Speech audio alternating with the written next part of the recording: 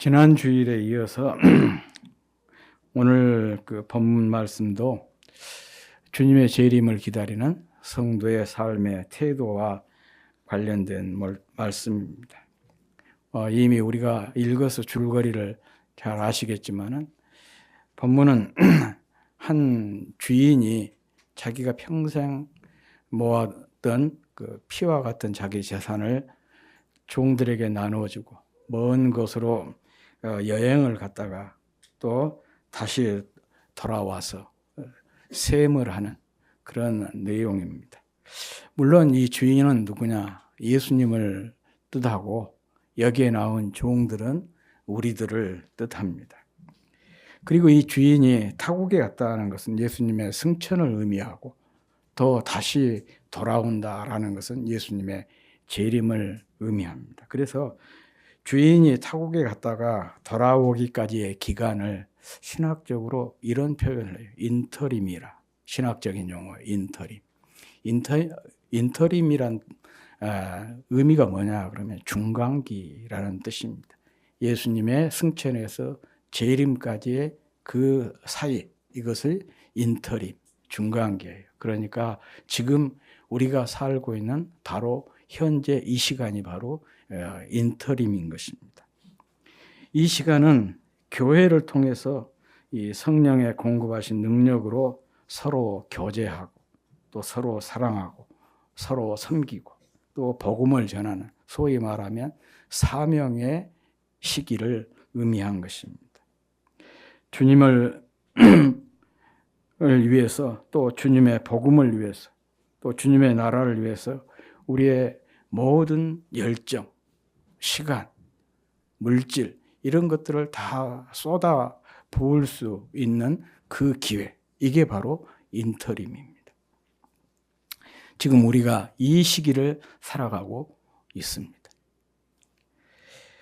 이 세상에는 영원한 것은 없다. 우리가 다 아는 일이에요. 세상도 우리 사람도 다 마찬가지입니다. 모든 물건들, 그 식품들을 보면 거기에 그 유통기한이라고 적혀 있지 않습니까? 이와 마찬가지로 만들어진 모든 것에는 유통기한이 있어요. 우리 인간도 마찬가지입니다. 우리도 천년만년 사는 것이 영원히 사는 것이 아니고 한계의 끝이 있지 않습니까? 소위 말하면 유통기한이 있는 것입니다.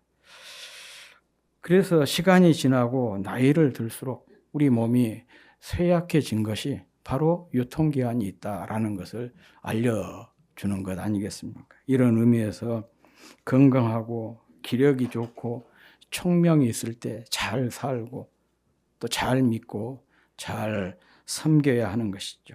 팔다리에 힘이 있을 때 열심히 교회 나오고 또 열심히 섬기고 부지런히 섬기고 머리에 총명이 있고 기억력이 남아있을 때 부지런히 하나님 말씀 듣고 공부하고 암송하고 묵상해야 합니다. 아직 기회가 있을 때 최선을 다하고 이 기회를 잘 선용하는 것이 성공적인 인생을 사는 비결인 것입니다. 그래서 주님께서 우리에게 이 인터림, 중간기라고 하는 시간을 허락하신 것입니다. 우리에게 더 사랑하고 더 충성하고 더 섬기고 더 봉사하고 더 일하라고 주신 기회예요. 모든 일에 있어서 보다 철저하게 잘 준비하라고 주신 기회인 것입니다. 그러므로 우리는 이 기회를 잘 선용해야 되는 것이죠. 오늘 본문은 우리에게 주신 이 기회의 선용에 대한 말씀인 것입니다. 앞서 말씀을 드렸듯이 오늘 본문은 자기가 평생 모은 마치 피와 같은 그 돈을 종들에게 다 나누어 주고 먼 타국으로 여행을 갔다가 다시 돌아와서 세임을 한 그런 얘기입니다. 그런데 오늘 본문을 보면 참 이 부자가 특별한 분이에요. 우선 보면 그는 이 부자는 종들을 마치 자식처럼 그렇게 아끼고 사랑했던 분인 것 같습니다. 그렇지 않고서는 어떻게 자기의 이 소중한 재산을 그들에게 맡길 수가 있겠어요? 달란트라고 하는 게 그 무게의 단위거든요. 특별히 금화로 따지자면 약 한 34kg, 물론 뭐 지역에 따라서 조금씩 다르지만 일반적으로 한 34kg 정도 된다고 그래요. 예, 금 34kg면 그 어마어마한 뭐 돈 아니겠습니까? 그런데 이것을 자기 그 종들에게 뚝뚝 나누어 주면서 주었던 거예요. 그리고 심지어는 그들이 장사를 해서 이득을 남겼지 않습니까? 이득을 남겨오니까 그 이윤뿐만 아니라 원금까지도 그냥 종들에게 다 나누어 줘버리는 굉장히 후한 분. 이 세상에서는 찾아볼 수 없는 그런 분이죠. 결국 이렇게 보면 이 주인은 자기 자신을 위해서 이 종들에게 돈을 맡긴 것이 아니고 종들을 위해서 맡긴 것이 아닌가, 그런 생각을 가질 수밖에 없습니다. 또한 이 주인은 종들을 누구보다도 잘 알고 있었던 것 같아요.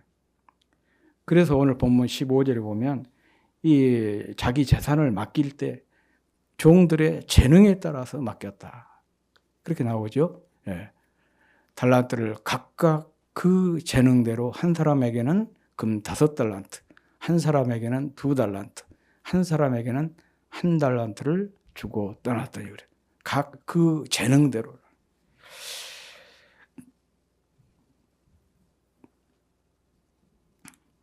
각 사람의 힘과 능력에 따라서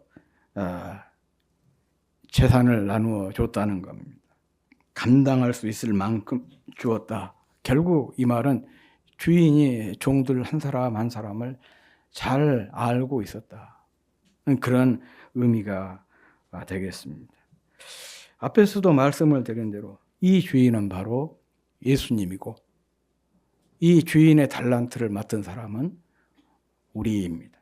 그러므로 우리는 주님의 일을 맡은 청직이라, 그렇게 이 얘기를 한 거예요. 그런데 중요한 것은 이 주님의 일을 맡은 사람들에게는 언젠가는 반드시 셈을 할 날이 있다는 것을 또 오늘 본문이 우리에게 알려주고 있습니다. 그 셈을 할 때가 언제냐? 주님께서 재림하실 때다라는 것입니다. 그런데 이렇게 종을 신뢰하고 사랑해서 전 재산을 맡기고 또한 종의 형편과 상황을 잘 알고 맡겨주셨는데 충성하지 못한 사람이 있었습니다. 1달란트 받은 종이었습니다. 이 1달란트 받은 종은 주님의 재림을 기다리는 성도가 가장 경계해야 될 태도입니다. 주님께서 재림하실 때에도 이 1달란트 맡은 종과 같은 그런 사람이 반드시 있을 것이라고 하는 경고예요. 저는 이 본문을 묵상하면서 그런 생각을 했어요. 적어도 3분의 1 정도는 그런 사람들이 확률적으로 나오지 않을까, 그런 생각. 3명의 종 중에서 한 사람이 그랬으니까. 적어도 우리가 이렇게 다 열심히 신앙생활 하지만 우리 중에서 3분의 1 정도는 주님 앞에 이렇게 뿌질함과 책망을 듣고 이 주인의 그 혼인잔치에 들어가지 못하는 그런 불행한 일이 일어나지 않을까. 정말 우리가 발버둥 쳐야 되는 것은 그런 불행한 일들이 내게 일어나지 않도록 최선을 다하는 거예요. 그러지 않습니까? 평생 신앙생활 했는데 주님의 그 혼인잔치에 들어가지 못한다. 이것처럼 억울한 일이 없어요. 그럴 바에는 그냥 안 믿는 사람처럼 세상에서 마음대로 살아볼까. 그런 그 후회도 생기지 않겠어요. 정말 우리가 그런 일이 내게 일어나지 않도록 이 인터림이라고 하는 이 기간을 잘 선용할 수 있는 저와 여러분이 될 수 있기를 주의 이름으로 축복합니다. 오늘 본문은 주님이 재림하실 때 앞서 얘기한 대로 이런 일이 반드시 있을 것에 대한 심각한 경고입니다. 그래서 이 시간에는 이 한 달란트 받은 종에 대해서 좀 생각을 해보고자, 상고를 해보고자 합니다. 그렇다면 그는 왜 이렇게 주인이 맡긴 이 일에 맡긴 것에 충성하지 못했을까? 왜 그것을 잘 성용하지 못한 것일까? 그래서 그 결정적인 순간에 내쫓김을 당하고 그 혼인잔치에 들어가지 못한 것일까? 이 점에 대해서 좀 생각을 해보고자 합니다. 우선 이 이야기를 하기 전에 이런 질문을 한번 해보겠습니다. 만약 종들이 주인에게 이렇게 주신 돈을 가지고 열심히 장사를 했는데 이 일이 틀어져 가지고 이윤도 남기지 못하고 심지어는 원금까지 다 잃어버렸어요. 그랬다면 주인이 어떻게 했을까? 여러분 생각에는 어떻게 했을 것 같습니까? 저는 그렇게 생각해요. 이거에 대해서 전혀 책임을 묻지 않았을 것이다. 왜냐하면 주인이 종들에게 이렇게 5달란트, 2달란트, 1달란트를 맡길 때 이것 가지고 열심히 장사해서 이윤을 남겨라. 그런 말 한마디 하지 않고 그냥 맡겨 주었어요. 그런데 종들이 그것을 가지고 나름대로 최선을 다해서 한 사람은 5달란트, 한 사람은 2달란트, 그리고 마지막 한 사람은 아무것도 하지 않은 것입니다. 저희는 여기에 중요한 성도의 신앙의 원리, 우리의 신앙의 원리, 섬김의 원리가 여기에 있어요. 신앙의 원리라고 하는 것은요, 누가 시켜서 하는 것이 아닙니다. 스스로 열심히 하는 거예요. 딱 시켜서 하는 곳이 몇 군데 있어요. 제가 한번 생각을 해봤더니 군대는 꼭 시켜야만 합니다. 가정, 애기들도 부모가 꼭 시켜야 하죠. 또 교회에서 무슨 재직 교육이니 뭔 교육이니 막 그런 교육들을 그렇게 많이 해요.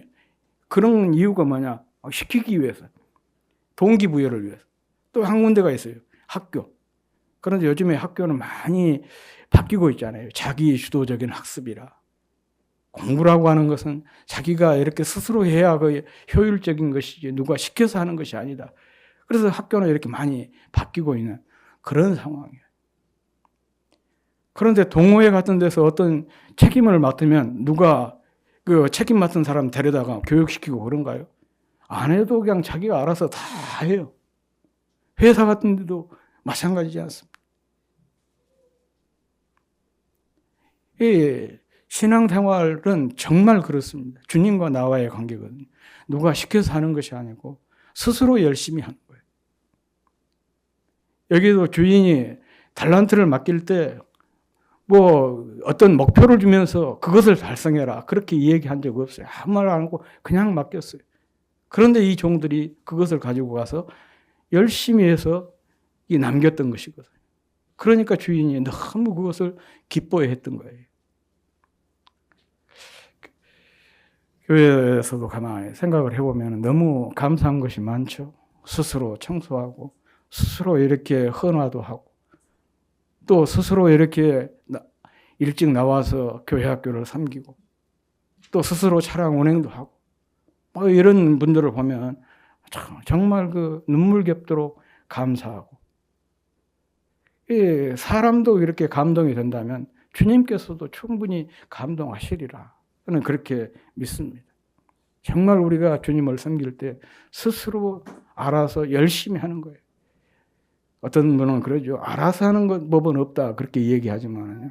그러나 신앙생활은 스스로 열심히 하고 스스로 찾아서 열심히 하면 더 좋은 것이죠. 대부분의 사람은 어떤 결과를 얼마나 남겼느냐 거기에 관심을 갖는데 오늘 본문의 주인은 어떻게 잘 사용하였느냐 거기에 관심을 두고 있는 것을 볼 수가 있습니다. 그래서 5달란트를 남긴 종이나 2달란트를 남긴 종이나 주인의 칭찬이 똑같아요. 오늘 본문 21절, 23절 한번 띄워주시면 좋겠어요. 여기가 토시 하나도 안 틀립니다. 한번 비교해 보세요. 먼저. 두 절을 한번 비교를 해보세요. 토시 하나도 안 틀려요. 한번 21절 같이 읽어보겠습니다. 시작. 그 주인이 이르되 잘하였도다 착하고 충성된 종아 내가 작은 일에 충성하였으며 내가 많은 것을 내게 맡기리니 내 주인의 즐거움에 참여할지어다 하고, 이게 5달란트를 남겼던 종에게 하신 말씀이에요. 23절 또 한번 읽어보겠습니다. 시작. 그 주인이 이르되 잘하였도다 착하고 충성된 종아 내가 적은 일에 충성하였으며 내가 많은 것을 내게 맡기리니 내 주인의 즐거움에 참여할지어다 하고, 두 구절에서 단 토시 하나도 틀린 것이 없죠. 이 말은 무슨 말이냐? 우리 주님은 이 일의 결과에 관심이 있는 것이 아니고 맡겨진 그 일을 어떻게 잘 태도, 다시 말하면 얼마나 잘 선용했느냐, 거기에 관심을 두고 계신다라는 것을 알 수가 있는 것입니다. 그러니 1달란트 맡은 종이 책망을 받고 그가 내쫓김을 당한 것은 그가 어떤 많은 결과를 만들어내지 못한 것이 아닙니다. 못해서가 아니었습니다. 주인이 맡겨준 그것을 그냥 땅속에다가 묻어두었기 때문에 그랬던 거예요. 선용하지 못한 것 때문에 그랬던 것입니다. 그렇다면 그가 이렇게 달란트를 주인으로부터 받았는데 그것을 사용하지 않고 묻어둔 이유가 무엇이냐, 그거예요. 그 묻어둔 이유는 주인에 대한 잘못된 생각 때문입니다. 그는 주인을 이렇게 생각을 했던 것 같아요. 실패를 결코 용납하지 않는 무자비한 결과주의자, 이렇게 생각을 했던 것 같아요. 주인에 대한 1달란트 맡은 종의 말이 24절에 나오고 있습니다. 한번 읽어보겠습니다. 24절 시작. 1달란트 받았던 자는 와서 이르되 주인이여 당신은 굳은 사람이라 심지 않은 데서 거두고 해치지 않은 데서 모으는 줄을 내가 알았으므로 그랬어요. 주인이 굉장히 고약한 사람, 심지 않는 데서 거두고 해치지 않는 데서 거두는 굳은 사람, 구두쇠와 같은 그런 분이라 그렇게 평가를 하고 있습니다.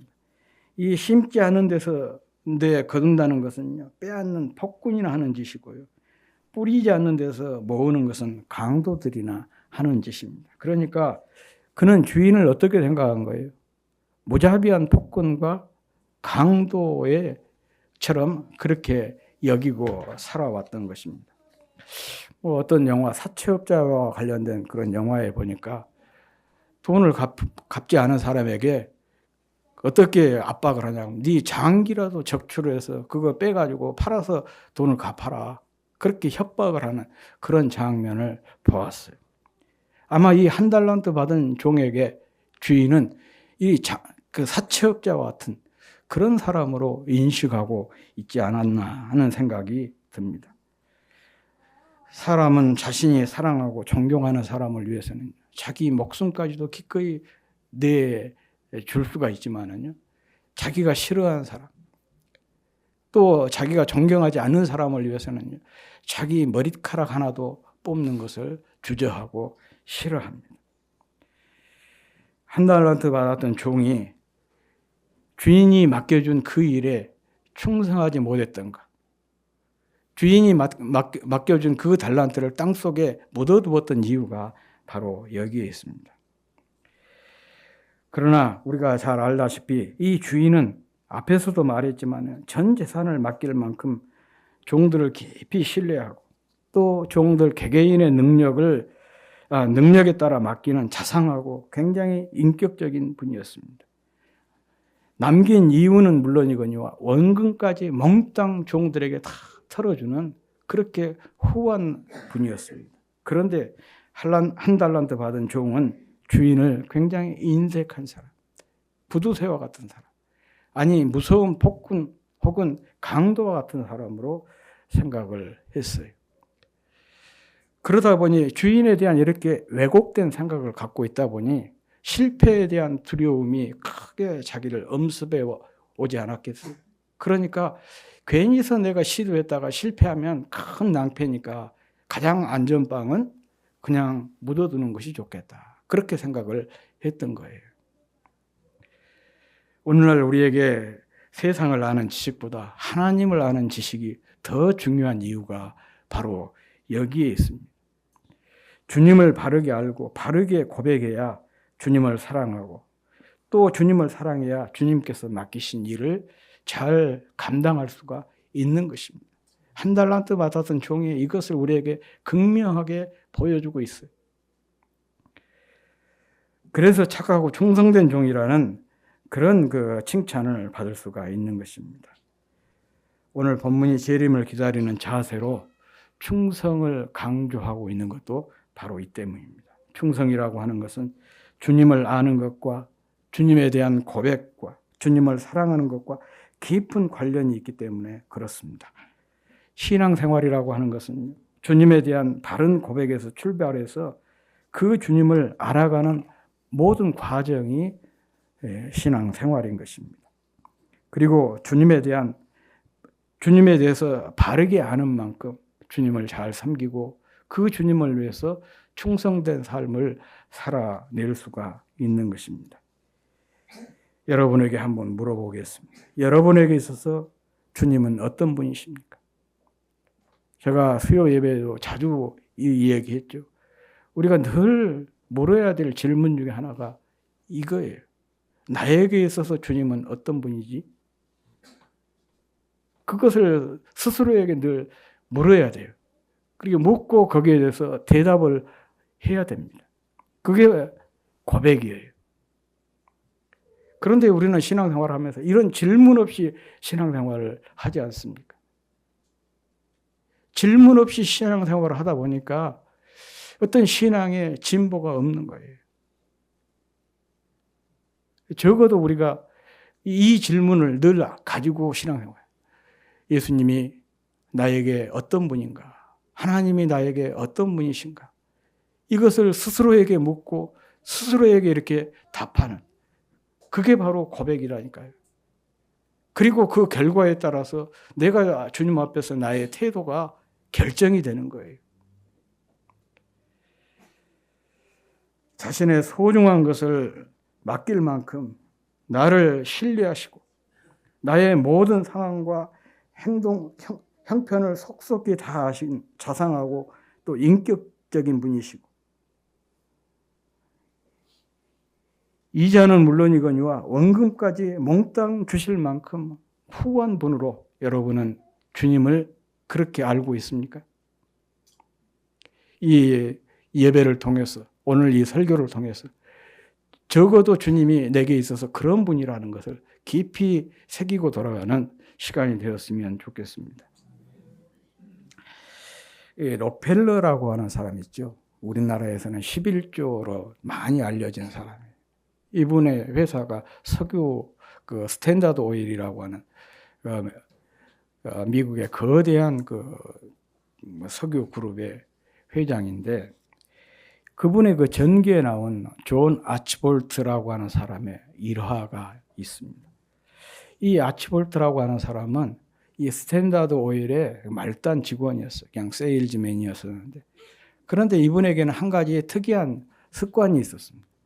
그러니까 출장을 가가지고 어느 이제 숙박을 하게 되면 그 숙박업소에 들어가면 일지를 쓰지 않습니까? 그 일지를 쓸 때 꼭 이렇게 썼대요. 한 통에 $4 스탠다드 오일 그리고 자기 이름. 그날 또 그는 어느 지역으로 출장을 가서 숙박을 하게 되는데 방에 들어와서 생각을 해보니까 숙박 일지를 안 썼어요. 다시 옷을 입고 내려가가지고 프론트에 가가지고 숙박 일지를 씁니다. 한 통에 $4 스탠다드 오일 존 아치볼트.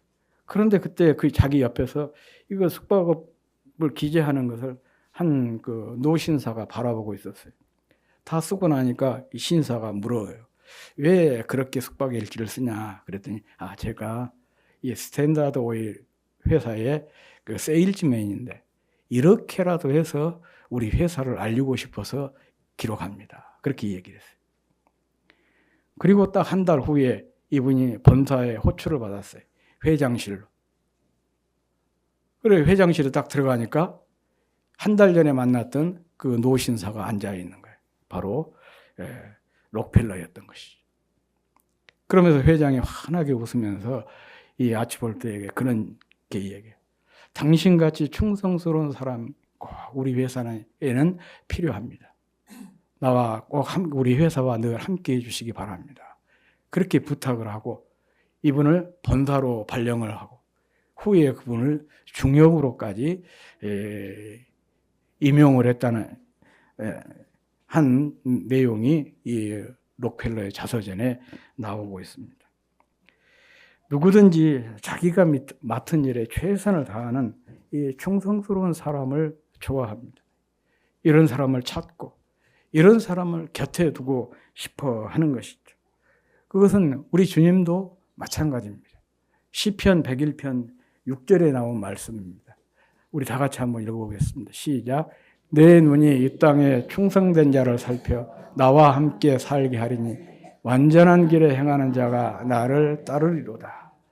주님의 눈이 이 땅에서 어떤 사람들을 살핀다고요? 충성된 자를 살피고 그래서 그런 사람들을 찾아내서 주님과 함께 곁에 두고 싶어 한다.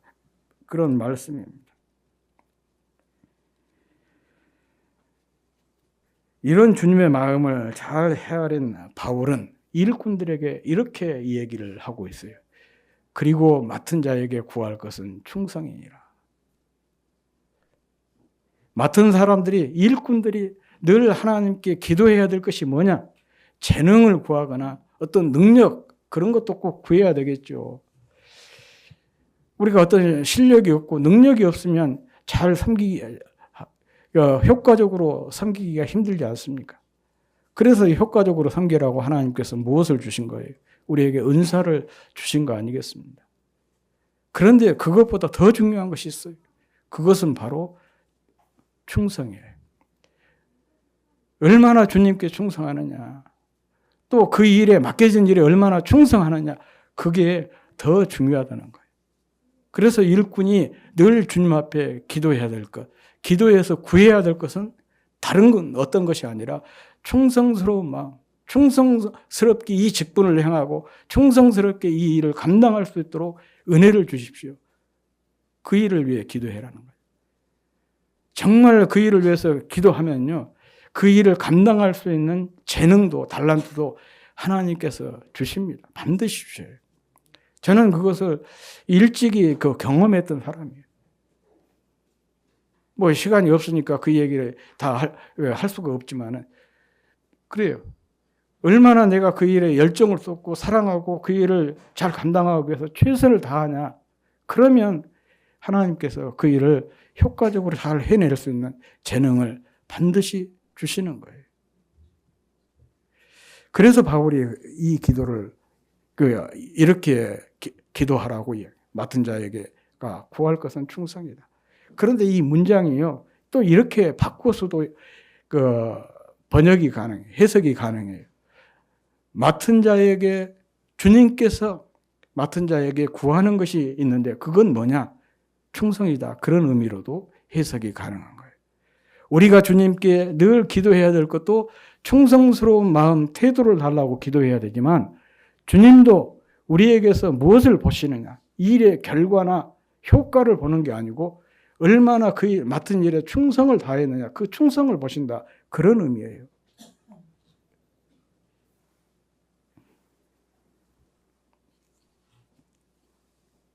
그러므로 주님께서 다시 오실 때 이 충성을 스러운 태도, 충성을 스러운 사람을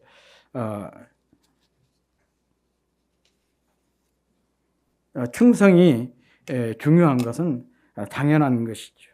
그래서 본문은 재림을 기다리는 성도의 태도로서 충성된 삶을 강조하고 있는 것입니다. 우리 모두 정말 충성스러운 종들이 되어서 될 수 있기를 주의 이름으로 축복합니다. 지난 다니엘 기도회에서 이 요셉 그 강사 교수죠. 그분 그 간증에서 저는 물론 다른 분들에게서도 은혜를 받고 감동을 많이 받았지만은 이분의 강의에서 제가 가장 큰 감동과 도전을 받았습니다. 그분의 내용도 바로 오늘 본문의 내용과 연결이 되는데 그분이 이런 얘기를 했어요. 성도에게서 성공이 뭐냐? 주님 만났을 때 주님께서 꼭 안아주면서 잘하여도다. 이 말 듣는 것이 성도의 최고의 성공이 아니겠냐. 그런 얘기를 했어요. 정말 100% 공감합니다. 그렇습니다. 성도의 성공은 주님 앞에 섰을 때 주님께서 우리를 꼭 안아주시고 토닥여주면서 잘했다. 그 말 한마디 듣는 것이 최고의 성공인 것이죠. 여기서 잘하였도다를 영어로 웰던이라고 하거든요. 이 단어의 그 첫 자를 따면은 WD가 돼요. 그래서 어떤 분은 이것을 가지고 이 WD는 우리 그리스도인들이 주님 앞에 받을 가장 영광스러운 학위다. 그렇게 또 재미있게 표현을 하고 있는 것을 제가 보았습니다. 그렇습니다. 우리가 주님 앞에 받을 수 있는 가장 영광스러운 학위는 WD입니다. 잘하였도다. 웰던이라고 하는 그 말씀이에요. 정말 우리 모두 이런 주님의 칭찬 받기 위해서 경주를 할 수 있기를 주의 이름으로 축복합니다. 지난 대강절 첫 주일에 열처녀 비유를 통해서 깨어있는 삶에 대해서 말씀을 드렸습니다. 그런데 오늘 본문은 이 깨어있는 삶 이상의 것을 우리에게 요구하고 있습니다. 그것은 깨어있으되 주님께서 우리에게 맡겨주신 일에 충성을 다해야 한다. 그런 말씀입니다. 단순히 신앙생활하는 것을 넘어서 주님께서 각자에게 그 재능대로 맡겨주신 일에 최선을 다하는 것, 충성을 다하는 것입니다. 다른 사람의 충성, 다른 사람의 섬김, 다른 사람의 봉사, 이 다른 사람의 헌신에 묻혀서 가려고 하지 말고 자신의 충성, 또 자신의 섬김, 자신의 봉사, 자신의 헌신을 주님께 보여줄 수 있기를 바랍니다. 주님의 눈은 이런 성도를 오늘도 찾고 계시고 이런 성도와 함께 하시기를 주님께서는 소원하고 계십니다. 그리고 우리 모두는 주님으로부터 WD, 웰던이라고 하는 이 학위를, 영광스러운 학위를 다 받았을 수 있는 저와 여러분이 될 수 있기를 주의 이름으로 축복합니다.